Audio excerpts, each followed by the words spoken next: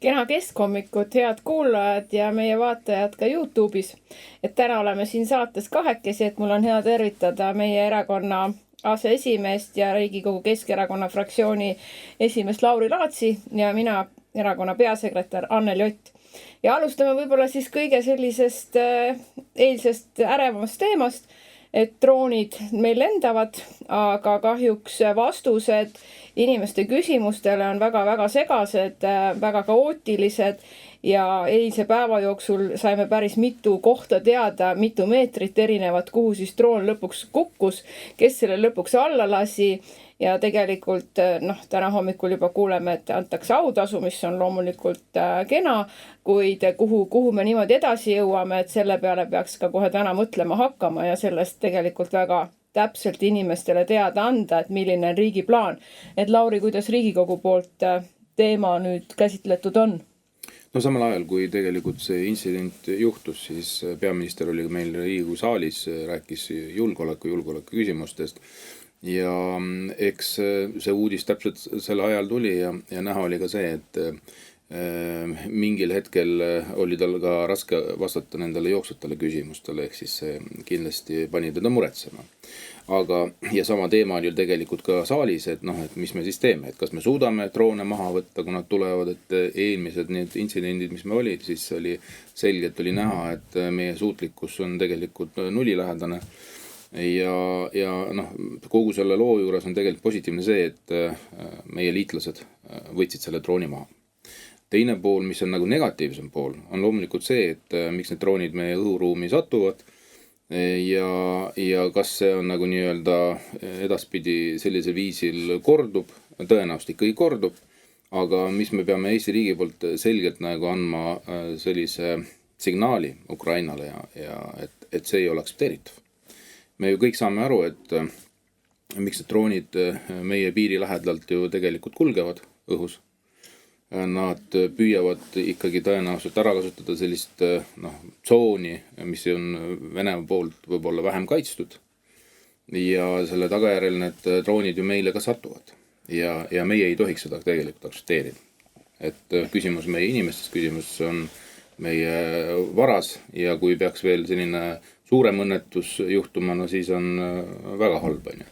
No eile me saime lugeda, et droon kukkus, siis see allalastud droon kukkus soisele alale, siis ta kukkus põllu äärde, siis ta kukkus 30 meetrit elumajast. Inimesed juba küsisid, et kes see imelik endal siis selle maja sohu ehitas. Et mida ma tahan lihtsalt öelda on see, et selline kommunikatsioon, et kas see on hea või halb, et pidevalt nagu ütleme midagi, tegelikult me ei tea, mis toimub, et see näitab ju, et tegelikult ei teata, mis toimub. Ja lõpuks ongi selline segadus, et inimesed ei saa aru, kas oli juba mitu drooni, kuhu ta siis lõpuks kukkus, kui suur oht see oli tegelikult kohalikele, kui suur oht oli see sellele nendele inimestele, kes elasid seal majas. Et selline ebamäärasus, kui see nüüd korduma hakkab, siis tegelikult tekitab ühiskonda ikkagi väga suure hirmufooni jälle ja siit peaks küll praegu nagu väga selged sõnumid tulema ja see kommunikatsioon peaks kordi paranema. Ei, loomulikult sul on õigus, et kommunikatsioon, ma arvan, on võtmesõna kogu selle tegevuse juures. Ja samas ikkagi vaata, kui see asi juhtub, eks ajakirjandus ka kogu aeg otsib seda taga, et mis juhtus, kus juhtus, mis on nagu nii-öelda, kui suured on kahjud ja kõik nii edasi. Ja siis see teiselt poolt, mis puudutab siis Kaitseministeeriumi või Kaitseväge, nad on ka nagu sellise küsimärgi all, et palju me tegelikult teame, kui palju me tohime infot välja anda, mis on tõene, mis mitte. Aga ma arvan, et sellel hetkel on kindlasti hästi suur ühiskonna ootus, et tuleb informatsioon.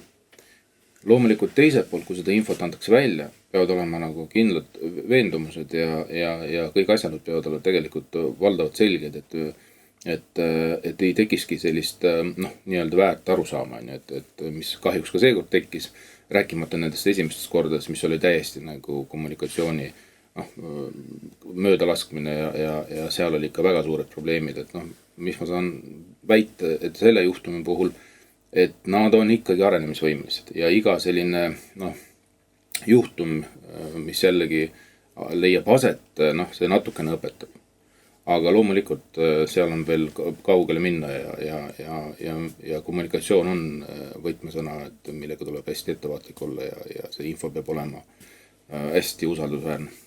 No jah, sellest ei tahaks nagu pikalt rääkida, aga kuna lihtsalt praegu ka Kagu-Eestis kevadised õppused toimuvad, siis tegelikult inimeste segadus, et kas need on nüüd seotud õppustega droonid või on see mingi objekt, mis ei peaks Eesti õhuruumis liikuma ja kui see nüüd alla lastakse, et siis tegelikult need inimesed, kes igapäevaselt nüüd õppuste piirkonnas elavad, on tegelikult päris kõvasti heitunud, et kuidas siis reageerida, eks, et jah, aga vaata, sa ütlesid, et sinu kandis toimuvad kaitseväe õppused on ja, aga lisaks kaitseväe õppustele mina saan aru, et Võrus toimub ka võimuvahetus, kui ei ole juba ära tehtud.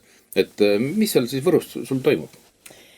Jaa, no see Võru võimuvahetus on praegu, ütleme, selliseid emotsioone päris palju juba üles kütnud ja ka Keskerakonna suunal on siin erinevaid repliike siis välja käidud, noh just eriti siis sotsiaaldemokraatide poolt, kes on pikalt Võrus võimul olnud üle 12 aastat, 12,5 aastat ja noh, tõsi on, et ka Keskerakond on nendega koos siis koalitsioonis olnud. Nüüd peab tõdema, et iga selline pikk periood võimul olemist võib inimesi nagu muuta ja võib-olla ka siis seda meeskonna tööd kuidagi suunata nõnda, et täna on näha siis, et kuigi, nagu ma ütlesin, et sotsiaaldemokraatide poolt on see sõnum, et pigem siis Keskerakond on see olnud, kes koalitsiooni lõhkus, siis tegelikult juhtus seal ikkagi niimoodi, et pinged kasvasid nende enda fraktsioonis nii suureks, et inimesed olid siis rahulolematud just sellega, et otsused sündisid ilma laiema debatita, ilma omavahelise koostööta ja läbirääkimisteta. Ja noh, muidugi väljaspoolt vaadates tundub see võib-olla selline otsitud põhjus, aga kui sa igapäevaselt sellises töökeskkonnas pead nagu töötama, eks ju, ja igal erakonnal on enda visioon, oma valijate mandaat, mida nad soovivad nagu ellu viia, täpselt samamoodi ka Keskerakonnal, siis praegune uus koalitsioon, mida hakatakse tegelikult praegu veel kokku panema, et ei ole veel nagu otsustatud, et on küll jah, umbusaldatud siis volikogu aseesimeest ja linnapead. Ja linnapead. Ja siis järgmisel nädalal on ka siis linnapea valimine, et noh, minu käest on ka küsitud, et Keskerakond, et valitakse siis Keskerakonna nimekirjast linnapea. Noh, ma ei ole ka varjanud seda, et eks meil on mitu linnapea kandidaati, et igal erakonnal olid oma linnapea kandidaadid, kui olid valimised, et me teame, et meie linnapea kandidaat oli Urmas Tali ja kui Keskerakonnale seda kohta pakutakse, siis on ka loogiline, et kõigepealt me ikkagi käime välja selle inimese, keda me ka valijale siis esitlesime. Ja täpselt samamoodi ka teiste erakondade puhul, eks ju, aga alati see debatt jääbki kinni nagu nendesse ametkohtadesse, mis ei ole tegelikult koalitsioonivahetuse põhjus. Jah, aga noh, ma saan aru, et noh, ajakirjandus loomulikult on ju kõige olulisemad, et kes millise koha saab, et me oleme ju alles hiljuti läbi teinud ka Tallinnas kogu selle protsessi, et kus me koalitsiooni läbirääkimiste käigus me rääkisime tegelikult asjast, kuidas saaks Tallinnat arendada ja mis valdkondi ja nii edasi. Aga ikkagi iga intervjuu lõpus küsiti, aga kes saab mis koha? Ehk siis see on see, mis tahetakse rohkem nagu avalikkusele nagu ajakirjanike poolt müüa, aga noh, ma arvan, see ongi nagu ajakirjanike töö. Aga vaata, sa ütlesid, et sotsides olid sisemised pinged. Ja ma ajakirjandust vist lugesin, et kas sotsid või üks sots tuli selle umbusaldusega kaasa. Ja see ongi see koht, kus tegelikult noh, mida sa juba mainisid, et kuna nende sisepingete tõttu läks asi nii kaugele, et isegi hakkasid inimesed ära minema ja siis veel umbusaldama oma erakonna liikmeid, et noh, siis see ju tegelikult näitab, et kui tõsine kogu see nii-öelda nende siseelu siis need pinged on. Absoluutselt see ongi, et 13 allkirja sellel umbusalduse avaldusel all oli, 13 häält ka umbusaldajad andsid. Ja see tõesti näitab seda, et kui 21-st 13 umbusaldavad, siis see koalitsioon on nagu lõppenud, sest et ma tahan ikkagi tulla tagasi selle juurde, et küsimus ei olnud juba kohtades, vaid küsimus oli selles, et need inimesed, kes seal koalitsioonis olid, ka sotsiaaldemokraatide fraktsioonis, enam ei olnud nõus selle olukorraga, kus tegelikult debatte ei peetud, arutelusid ei olnud ja see töökultuur oli kujunenud, ma ütleks siis ikkagi mitte nüüd mõne kuuga, vaid pikema perspektiiviga selliseks, et meil on rohkem hääli, meil on õigus ja need, kes on seal koalitsioonipartnerid, et teie vaadake siis, et seda retoorikat võib ka praegu Facebookist näha, aga seda oli ka juba eelmises koalitsioonis kuulda, et meil ei olegi teid vaja, eks ju, et me saame siin ise tehtud. Ja tegelikult poliitiline kultuur, võib-olla jah, kõrvaltvaatajale tundub, et pigem kaklevad ja nii edasi, aga tegelikult poliitiline kultuur on ikkagi see, vaata, kui ka valitsus tehakse, et isegi kui on koalitsioonipartneril vähem hääli, siis ministri või valdkondasid jagatakse omavahel ikkagi niimoodi, et need oleks tasakaalus. Ja see peab olema ka läbiv kogu siis selle valitsemisperioodi. Aga kui see kaldub väga ühes suunas, siis alati on volinikel õigus neid otsuseid teha. Täna on need Võrus tehtud, hakatakse uut koalitsiooni läbi rääkima ja just need teemad, eks ju, et kuidas ja mis, et laiapõhjaline koalitsioon, 4 partnerit, ega see võtab aega ja kindlasti ei ole nagu, väga lihtsalt ei käi. Aga ma usun, et seekord see saab olema väga põhjalik, sisukas ja annab Võrule kindlasti sellist uut hingamist või uut vaadet, et mis ei ole ka ju iseenesest halb. Ega meil see jääbki praegu ainult soovida teile jõudu. Ja, et mina soovin ka Võru piirkonna inimestele jõudu ja kogu sellele uuele siis loodavale koalitsioonile jõudu, sest eks loomulikult need, kes on pikalt võimul olnud, on selle peale pahased ja sellega tuleb selle koha peal siis hakkama saada. Aga eks Võru keerukus, ütleme niimoodi, tuleneb ka üldisest majandusolukorrast, et väike nii-öelda kauge piirkond Harjumaast ja Tallinnast, kes on aasta ja kümneid üritanud siis leida seda oma, mis aitaks sellel majandusel seal toimida, aga kui riiklik majandus läheb selles suunas, nagu ta praegu märke näitab, siis ega need pinged kasvavad seal täpselt samamoodi ja sellest tulenevalt see jõudu soovimine on väga asjakohane.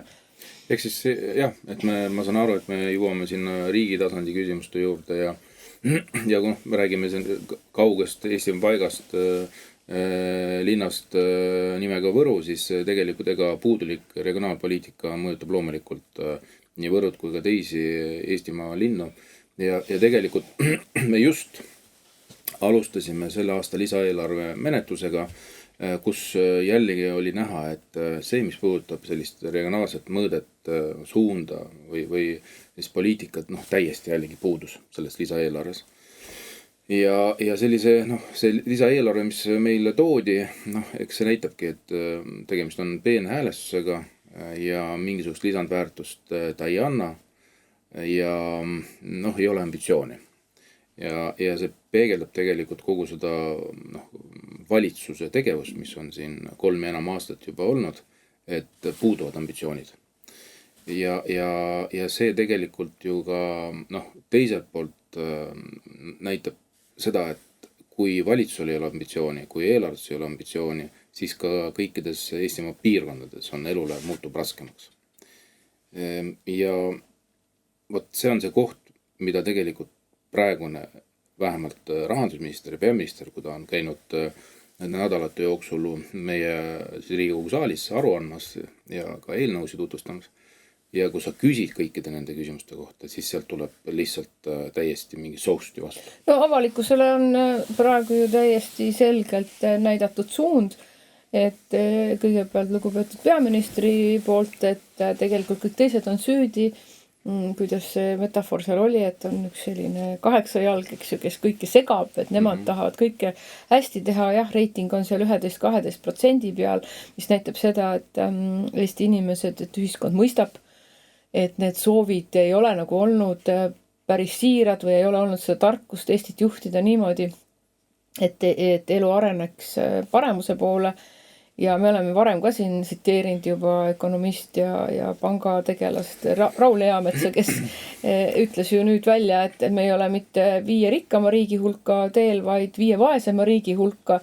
Ja samal ajal siis tõi ajakirjanduspilti uuesti ka Andrus Ansipi, kes siis seletab meile, et tegelikult on inimesed ise süüdi, sest inimesed tahavad toetusi, paremini elada. Suuremat pensioni ja plaksutavad, kui poliitikud neid otsuseid teevad ja tegelikult sellepärast on majandus, jälle nende eelmiste valitsuste pärast on majandus sellises olukorras, et mis siis, et juba mitmed aastad Reformierakond on juhtiv erakond valitsuses, saab ikka veel lükata süüdistused kellegi kolmanda kaela ja nemad ainult siis tahavad teha häid otsuseid ja heas usus, et kõik läheb paremaks, aga kolistame siin ämbreid niimoodi, et oleme varsti 5 vaesema riigi hulgas. Kuule, aga see ikkagi näitab, et Reformierakond on arenemisvõimeline.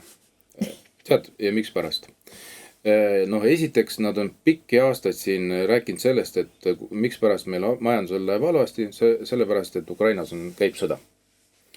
Ja kui me tõime välja siis Läti ja Leedu majandusnäitajad, siis nad said aru, et see instrument ei tööta. Meil läheb halvasti, Lätil, Leedul läheb hästi, aga me oleme mõlemad, kõik 3 riiki tegelikult ju puudutatud sõjast. Nüüd nad vaatasid, et okei, aga siis tuleb mingisugune uue retoorika leida. Hakkame süüdistama inimesi. Ja me näeme seda tegelikult, et umbes pool aastat sellel aastal käibki puhtalt inimeste süüdistamine. Et inimesed on ise süüdi. Seda räägib nii Jürgen Ligi, seda praegu räägib juba peaminister ja kõik ka nii-öelda mõjukamad Reformierakonna liikmed.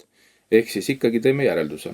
Reformierakond on ikkagi arenemisvõimeline ja püüab ikkagi meeleheitlikult leida neid süüdlasi, kes on tegelikult Eesti majanduse langus süüdi.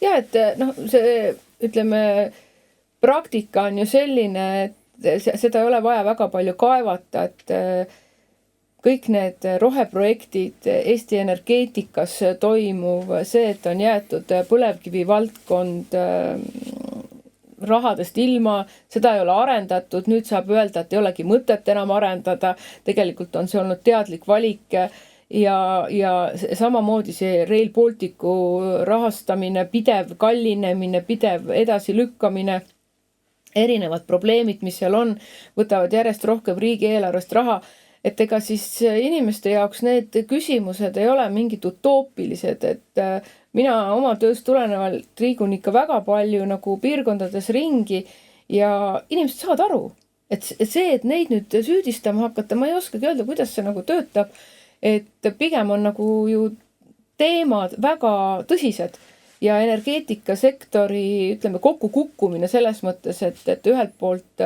ühe meie enda ressursi turult ära kaotamine ja investeeringute äravõtmine ja teiselt poolt siis mitte juhitava energeetikasüsteemi väljaehitamine on läinud meie majandusele nii kalliks maksma, et siit ei tule nagu väga pikalt välja. Ja siin tuua kõiki selliseid väikseid põhjuseid, nagu sa ütled, et see on peenhäälestamine, eks ju, mida ta ongi, et see, ma arvan, tegelikult ju ei tööta ja ei loo asja paremaks, vaid me ikkagi sõuame täie jõuga selles suunas, mida siin siis pangategelane on välja öelnud. Vaata, aga tegelikult laiendaks natuke pilti, et aru saada, kus praegu tervikuna Euroopa on majandusvaates, siis tuleks võtta nii-öelda arvud, statistika ja võrrelda suurriike. Ja kui sa võrdled Euroopat, Hiina ja Ameerikaga, siis on näha selgelt, mis on majanduses toimunud. SKP kasv Hiinas 10 aasta jooksul oli 78%. Ameerikas SKP kasv 65%. Ja nüüd on see viktoriini küsimus, et arva ära, et 10 aasta jooksul, kui palju Euroopa majanduskasv on tervikuna olnud SKP-s? 5%. Ma tahtsin öelda, et alla 10. 5%. Veel drastilisem. See on see aeg, kus nii-öelda juurutati sisse see roheideoloogia ja sellega siiamaani veel nagu püütakse sõita edasi. 5%. See tähendab seda, et Euroopa on vaesunud ja see loomulikult tähendab seda, et me inimesed on vaesemaks jäänud. Teised riigid kasvavad, kes kasutavad fossiilsed kütused ja nad on selgelt välja öelnud, et see jätkub ka edaspidi, nii Ameerika kui ka siis Hiina. Ja siis meie poliitikud siin Euroopas meeleheitlikult püüavad selle roheideoloogiaga edasi minna ja veel kogu selle asja juures Reformierakond siin Eestis on veel esirinnas. Et kas või seesama asjaolu, et kus jällegi, et tuuakse tagasi kliimaseadus, mis näitab ja on sisse kirjutatud, et me igal juhul ütleme üles põlevkivi siis energiast ja kõike nii edasi. Ja see ongi nagu ühelt poolt me näeme peenhäälestust, mis puudutab eelarvet ja regionaalpoliitikat, aga see, mis puudutab siis seda roheideoloogia juurutamist, vot seal küll ei saa nimetada seda peenhäälestuseks. See on ikkagi laastav töö, mida on ette võetud ja mis pimesi tahetakse ellu viia. No loomulikult, et kui Reformierakond võimule tuli, siis see kliimaseadus oli nagu üks selline lipp ees, millega nagu lehvitati igal pool, et kuidas hakatakse nüüd maailma päästma, aga praegu ju terendab päris tõsiselt oht, et rohkem Reformierakond valitsuses ei jätka. Et loomulikult erinevad riskid on, et ta võib seda teha, aga peame kõik pingutama selle nimel, et seda ei juhtuks. Ja siinkohal mina nagu vaidlen sulle vastu, et nad on õppimisvõimelised, et see kliimaseaduse ja rohepoliitika ajamine tegelikult ju näitab seda, et kas ei taheta näha, et on täiesti vales suunas või Eesti kahjulikus suunas nagu riiki juhitud ja inimeste elu väga-väga keeruliseks tehtud, et see energeetika teema on tegelikult nii laastav olnud, et inimeste igapäevaelu, ettevõtjate planeerimis, investeerimisvõimekus on ju tegelikult täiesti maatasa löödud. Et iga indiviid eraldi või oma koduomanik peab põhimõtteliselt olema energeetik, eks, et milliseid lahendusi, kui palju, siis tullakse välja ja öeldakse, et aga tehke nüüd, lahendage seda, ostke nüüd see või see süsteem, mille eest seda ostetakse, et see on absurdne nagu, et sa kuulad nagu seda ettevõtjat maapiirkondades, kes on täpselt samamoodi väga palju väikeettevõtjad või pereettevõtted, eks ju, kes ei ole võimelised tegema pidevalt uusi lahendusi ostma ja uusi investeeringuid, nad ei saa enda ettevõtlusplaane nagu pikemaks ajaks teha. Ja see kõik võimendub ja võimendub nüüd järjest kiiremini. Nii et ma arvan, et praegu enne valimisi see saab ikkagi olema üks peamine debati teema ja ma usun küll, et siin sellised süüdistused nüüd konservatiivsema maailmavaate osas või et selles, et keegi segab, ütleme nii, et jumal tänatud, et veel segab, et kui ei segaks, et kus me siis tänaseks oleksime jõudnud, eks, et võib-olla oleks see asi kordi hullem ja siin olekski ainult välismaised ärimehed, kes oma tuulikuid püsti panevad ja kasutavad seda Eesti maad selleks, et kuskil mujal siis ilusat elu elada. No vaata, eks see oli ju irooniaga öeldud, et Reformierakond on õppimisvõimeline, aga vaata, inimeste süüdistamine ja kõik need tehnoloogiad. Ma lihtsalt tuletan meelde, kuidas see käib. Talvel, kui elektrihinnad olid kõrged, siis ministrid ühest suust rääkisid, ikka inimesed on süüdi selles, et nad ei fikseerinud oma need paketid ära ja seetõttu on kõik, kes on börsil, nende hind ongi kallim. Siis ennem seda aastaid käis jutt, et elekter on kallis, pange endale päiksepaneelid. Sellepärast see ju viib hinna allapoole. Mis on tegelikult välja tulnud, need, kes on need päiksepaneelid näile katusele pannud, siis maksavad peale. Kes on süüdi? Ja siis on ministri nii-öelda jällegi suust tulnud tekst, et aga oleks pidanud ikkagi läbi mõtlema kogu selle asja, kui selle investeeringu teha. See on jällegi suund inimese suunas, aga te ju ise andsite ju neid häid mõtteid inimestele, panite pähe, et kuulge, et on vaja seda ja teist ja kolmandat teha. Nüüd siis fikseeritud paketist.